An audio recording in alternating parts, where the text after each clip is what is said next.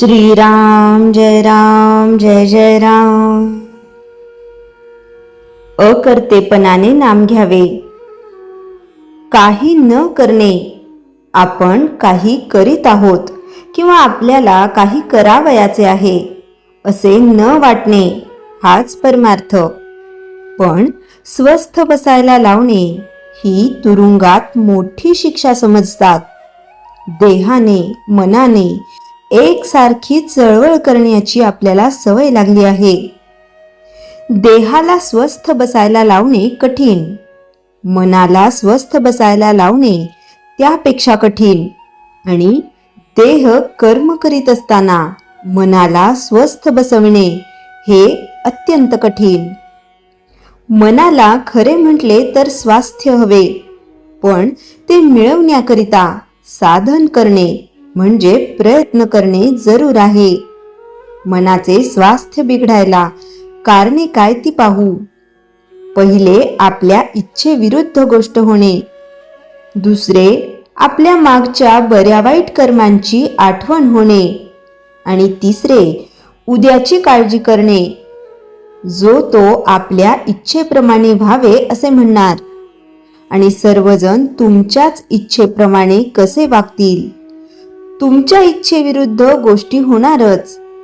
तेव्हा स्वास्थ्य बिघडू न द्यायला आपली इच्छाच नाहीशी करावी। कोणतीही वस्तू मिळावी ही बुद्धी नाही ठेवू। हाव सोडावी, लोकांची आस सोडावी, अभिमान सोडून कर्म करीत राहावे। प्रयत्न करून यश आले नाही म्हणजे दुःख होते, स्वास्थ्य बिघडते। मी केलेच नाही म्हटले म्हणजे कुठले दुःख। प्रयत्न करून जे काही होते ते रामाच्या इच्छेने झाले म्हणावे। प्रत्येक गोष्ट रामाने केली म्हणणे म्हणजे भगवंताच्या अखंड अनुसंधानात राहणे। हे साधण्यासाठी अखंड नामस्मरण करावे। जे झाले, जे होते आहे आणि जे होईल ते भगवंताचेच आपल्या हिताकरिता करणे आहे। आपण करते नाही असे मानणे, याला अखंड भगवन नामस्मरण पाहिजे। सारांश, जे जे काही झाले ते भगवंतानेच आपल्या हिताकरिता केले। उद्याची काळजी भगवंतालाच आहे, त्याला काय योग्य वाटेल ते तो करील। म्हणून झाल्याची म्हणजे कालची आठवण करू नये, होणाऱ्याची म्हणजे उद्याची काळजी करू नये, आणि चालू क्षण वाया जाऊ देऊ नये। नामस्मरणात राहावे। सगळ्या प्रपंचात खरी विश्रांती असेल तर ती नामस्मरणातच आहे। त्या परिस्थितीत समाधान नसणे हा जो देहबुद्धीचा स्वभाव, तो आपण सगळीकडे लावतो। सर्व गोष्टींचे ज्ञान होत नाही तोपर्यंत आपण काही करणार नाही असे आपण म्हणतो। सर्व गोष्टींचे ज्ञान मरेपर्यंत आपल्याला होत नाही आणि आपण काही करीत नाही। देहबुद्धी आपल्याला भगवंताचा विसर पाडते। या देहबुद्धीवर आपण नामाच्या मंत्राचे पाणी शिंपडूया, म्हणजे तिची वाढ होणार नाही। श्रीराम जय राम जय जय राम।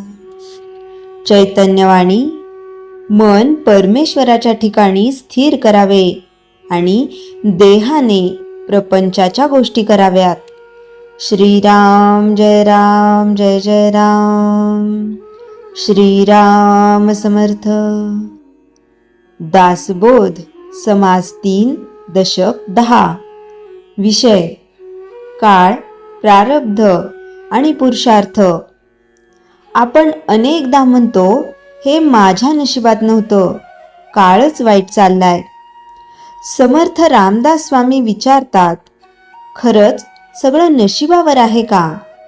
समास 3, दशक 10 मध्ये समर्थ आपल्याला स्पष्ट सांगतात, प्रारब्ध आहे, पण पुरुषार्थ त्याहून मोठा आहे। 1. काळाचे स्वरूप। समर्थ सांगतात, काळ सतत बदलत असतो, आज सुख उद्या दुःख, आज मान उद्या अपमान. काळ कोणासाठी थांबत नाही. म्हणून समर्थ म्हणतात, काळाला दोष देऊ नका, स्वतःला घडवा. काळ बाहेर आहे, पण निर्णय आपल्या हातात आहेत. 2. प्रारब्ध म्हणजे काय? प्रारब्ध म्हणजे आपल्या पूर्वकर्मांचे फलित. समर्थ मान्य करतात, काही घटना आपल्या हातात नसतात, पण ते लगेच सांगतात. प्रारब्ध भोगावं लागतं, पण त्यात अडकून बसायचं नसतं. माणूस जर म्हणत राहिला हे नशीब आहे, तर प्रयत्नच थांबतो. प्रारब्ध दिशा देतं, पुरुषार्थ गती देतो. 3. पुरुषार्थाचे महत्त्व. समर्थ पुरुषार्थावर फार भर देतात. पुरुषार्थ म्हणजे प्रयत्न, सातत्य, धैर्य, विवेक. समर्थ सांगतात, जो पुरुषार्थ करतो त्याचं प्रारब्धही बदलायला लागतं. देवही त्यालाच मदत करतो जो स्वतः प्रयत्न करतो.